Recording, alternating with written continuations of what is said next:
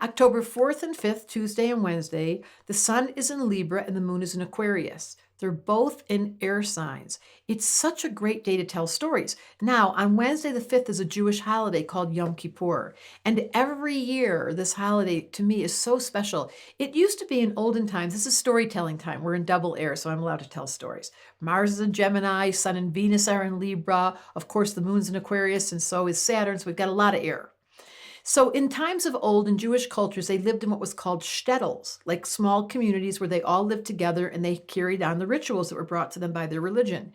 And the ritual of Yom Kippur is that because they lived in a small town, they had to get along with each other. And every year they had a day of atonement where you would fast and you would stop time and you'd go to synagogue and you'd pray and you'd ask for forgiveness for the last year. And you'd go to the neighbor or the person in town, maybe it was the butcher, who bugged you and you had a big bump with them and an edge. And on Yom Kippur, you go and revisit them and say, listen, let's just put everything behind us. Let's start again. Let's mark this day as the entrance of a new story. So Yom Kippur for me has always been a holiday where I look at the list of the people that I've done something wrong to or have felt they've done something wrong with me, and I write them.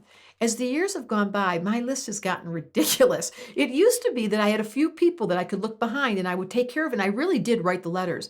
But as the years have gone by, I wondered if you feel this. It's like we're a little bit more dangerous with people around because something goes wrong with somebody and then it sticks and it's hard to forgive and we don't know how to make our way back to each other. So Yom Kippur, while it's a beautiful holiday, it's kind of gotten busy for me.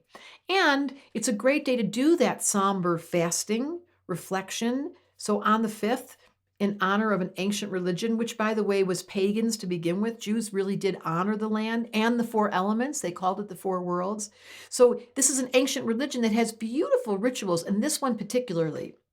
While there's a grand trine in air, with all these planets in air, Mars in Gemini, the moon in Saturn and Aquarius, and of course we've got the sun in Libra. So I want to suggest to you, if you're willing, to take advantage of closing some of the past. Now, I have a long list, so I'm still going to do it. But if there's someone in your world that you would say, there's a ritual coming up, it doesn't always happen during a full moon, but it happens this time during a beautiful configuration of double air. Opportunity to speak to someone, try to clear the air, get it?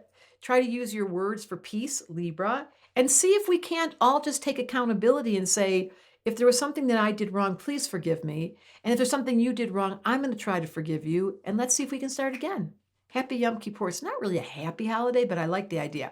Astrology just wanted me to tell you, under this double air influence, great time to communicate, even with yourself. You can always heal just one person in your mind's eye. You don't have to call them or write them and just say, I forgive you. I see that there's only one of us here. Such a Libra Aquarius thing to say. There's only one of us here, and we may as well all love each other. That's my attitude. Astrology just wanted me to tell you, be nice. For so many years, it used to hurt my feelings that I felt different or separate.